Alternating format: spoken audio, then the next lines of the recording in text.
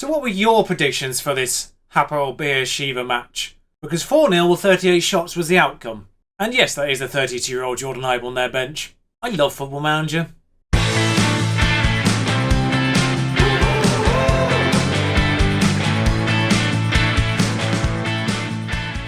We followed up that Napoli 2-0 victory away in Italy with a incredibly dull 0-0 against Arsenal. Frankly, I'll take it. I think there was about one highlight. There were more in the 1-1 draw with Manchester United. Away at Old Trafford again, second time this month. They went slightly rotated. We kind of didn't, but 1-1. Seri scored. Lewis Foreman got the equaliser. Of course he did. And then he missed a penalty in the shootout, which evened things up because Seri missed his penalty. I've just noticed it was both goal scorers of the actual match who missed their penalties initially. And then Dodo, well, dumped them out by missing later on. West Brom, a little bit more rotated against West Brom, and I'll take a 2-0 with a rotated side. Nice, comfortable-ish victory. I say that, not many people actually really performed massively well in that one. But Sekou Koita getting his first league goal is necessary. Maxence came off the bench and made it 2. Maxence would have been in this match had he not got injured after that. I've had to play Seri and Grimes for the most part, all the way through this, which means at some point someone's going to tell me they need a rest. I'll make sure I only play Grimes in the first part of the international break that follows Liverpool. I've just realised the international break's in between Liverpool and Cardiff.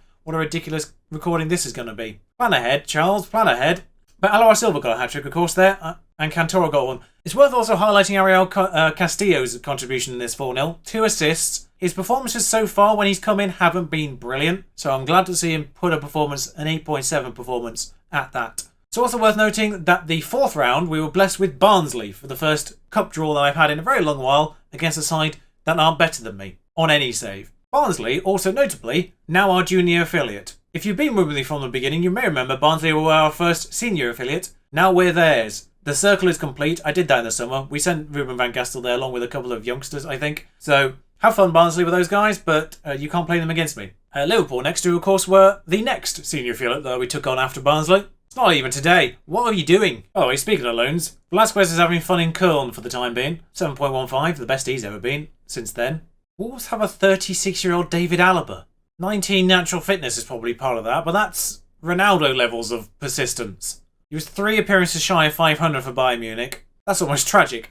I know it's because he scored an own goal against Man United, who have actually drawn back-to-back games after beating us. Which does mean we lie in 6th, 1 place ahead of Liverpool going into this match. Right, so we're finally at the Liverpool match. We are going with the defensive formation. Maxence nearly back for fitness. Yeah, he'll be alright to come off the bench maybe. Maybe we should actually bring in Adam Wright, considering he can go all the way down that line if necessary. Probably sensible. There we are. But the lineup will be as follows. It is the full first team, as I see it, in this defensive formation. Dutra in goal, Saxton on the left, Courage and Rick in the back line, along with Shao Nan. Teko in front of them with Grimes and Seri, Ponce and Cantoro, and Koita up front. Vidal's on the bench if we want to go to the attacking midfielder.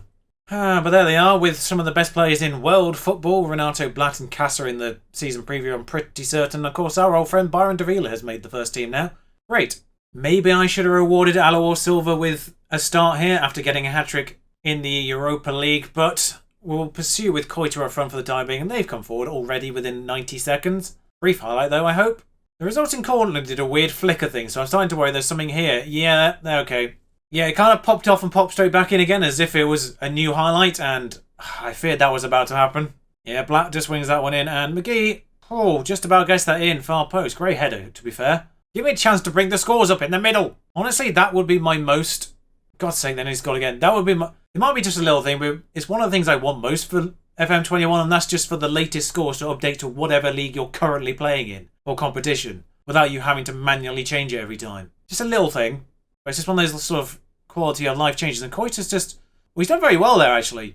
Lumped forward that ball, and he's headed it off to Ponce, who's, in the end, smashed it wide, but great work by Koita there. I did just drop into complete before I clicked go, by the way, so he should be dropping a little bit further back. I just noticed, obviously, with the defensive formation, that gap directly behind Koita gets a little bit exposed as a result, so I'm just sort of pulling him back, letting him play a little bit more complete. Why do they always score when I'm trying to explain things? I mean, the defensive midfielder's working wonders here. Chris Carollo, Aceveda, I mean, that's just a ridiculous finish considering how many people are in front of him there. Fire them up.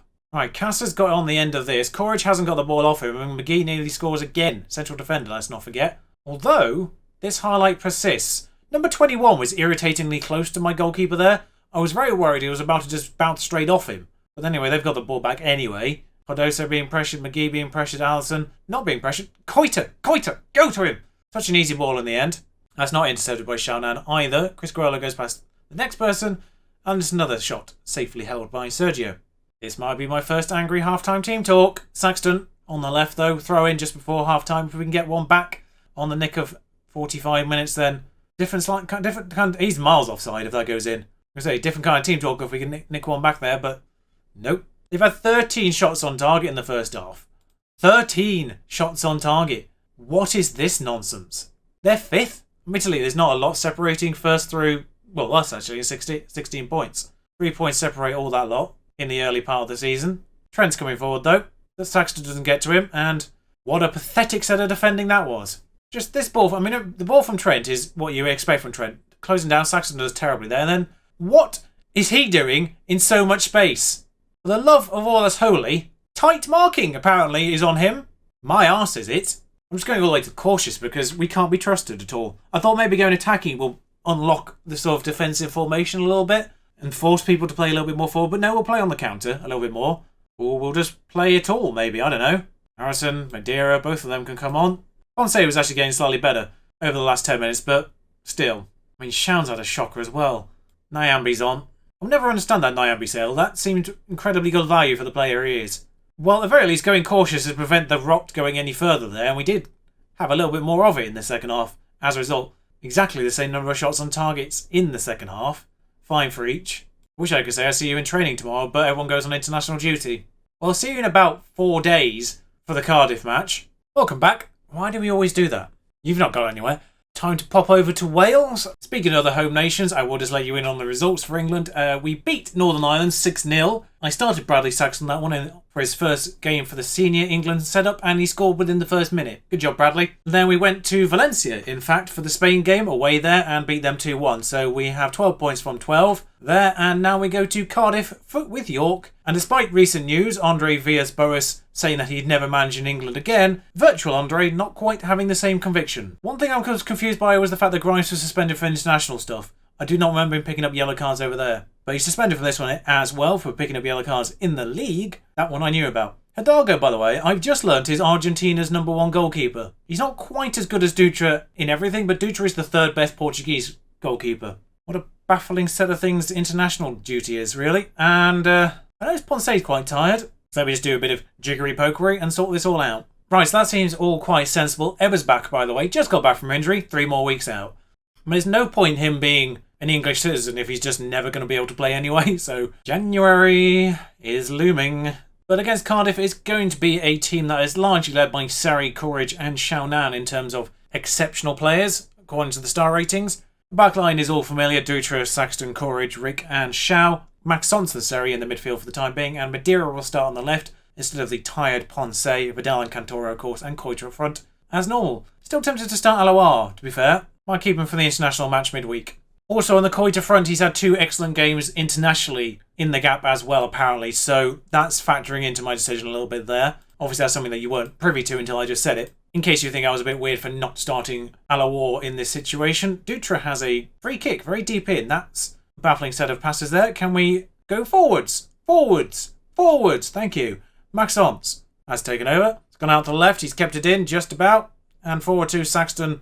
Vidal hasn't quite scored quite as quickly as we did for England there, but my faith in Koita, vindicated, I guess the word would be. Madeira just about keeps it in. Saxton there, going down the left-hand side, doing what he does best right now. Vidal, he's actually improved quite nicely. I've just given him a new contract as well. He came to me. Would wait till the end of the year, so I figured, fine, have a contract, and well, he's accepted a contract of about £5,000 more, which is exceptionally reasonable in the grand scheme of things. Yeah, that whole Hidalgo-Dutra situation in goal was mostly brought about because I got the news that Hidalgo was 1 international appearance away from getting a pay rise, which wasn't something I thought was going to be a thing when I signed him on a free. I figured if he's being released on a free, he's not playing for his country. He is, so he's going to end up being paid more than Dutra next time there's an international break, which is a little awkward, but we'll persevere. I mean, let's be real, Dutra is probably in line for getting a pay rise at some point when he asks for one. Give him everything. I always forget how long we've had Dutra in a way. Hang on, let's make sure that goes out. Thank you, their player, for putting it out of play. Yeah, I always forget how long we've had Dutra. I think we signed him when we joined League One because he replaced Ted Smith at that point. much to the chagrin of Ted Smith. But 1-0 for us. It's been okay, I guess, a term with a little bit of fatigue, possibly from international duties. We played well, there's room for improvement, is definitely the order of the day there. But yeah, it is worth remembering we've actually had Dutra since League One. Just worth me saying on the Dutra front, there's probably people out there aware that he could be good. I found out after I signed him, he was actually one of the goalkeeping wonder kids for this game. I say wonder kids, he's lower end of it, but Premier League capable. So I didn't actually have prior knowledge of Dutra before I signed him for once. Like players like David Raya in previous games, I knew they were obviously going to get good before I signed them. 70 minutes gone though, and a bit quiet the game now. The second half vanishing treatment's happening again. Now the weird thing here is my weakest player right now is Madeira on a 6.6, but his fitness level is basically the same level as Ponce, who I'd bring on in his place. So stay out there then. In fact, I think I'm going to leave things as is for the time being. Oh, I've just seen right back actually. Xiao, another one of those players who's been with us a lot longer than we kind of remember. He's about to turn 24 in a couple of weeks, but he's been with us since he turned 18. Of course, he just new-genned into the Chinese under-19s or whatever it was, and that's where I picked him up. He was 5-star potential at that point. I had no idea how 5-star he was going to be. Turns out, that. You never know when they're going to tap out. You know, Ebersbach was one of those ones. He's got to Premier League barely. Medina was another, and he's in a similar boat to Ebersbach as well. Nyambi for Shao, that's what I was doing there. Fitness levels was the problem. But Ethan Laird having a reasonable game against us. Nice to see him anyway. I'm just going to bring Harrison in the middle just for fun, really, I suppose, at this point. Just because Vidal took a slight knock before this game started a few days earlier, and he's just come back. He's fine to play it, obviously. But I just want to protect him a little bit, make sure he doesn't get completely worn out. And we see it out 1-0, which after an international break with quite a lot of our players a little bit worse for wear, we'll take 3 points. Cardiff has started quite well, in fairness as well. Like I say, they have 11 points after the first 8 games, now 9 I suppose. Mid-table for a newly promoted side is pretty solid. A win for us sees us take 5th place for the time being. Do notice that Manchester United do have a game in hand on us. They play later on against Fulham. In fact, let's just click through those and make sure the rest of these guys in the top end of the table are all sorted out so we know where we stand.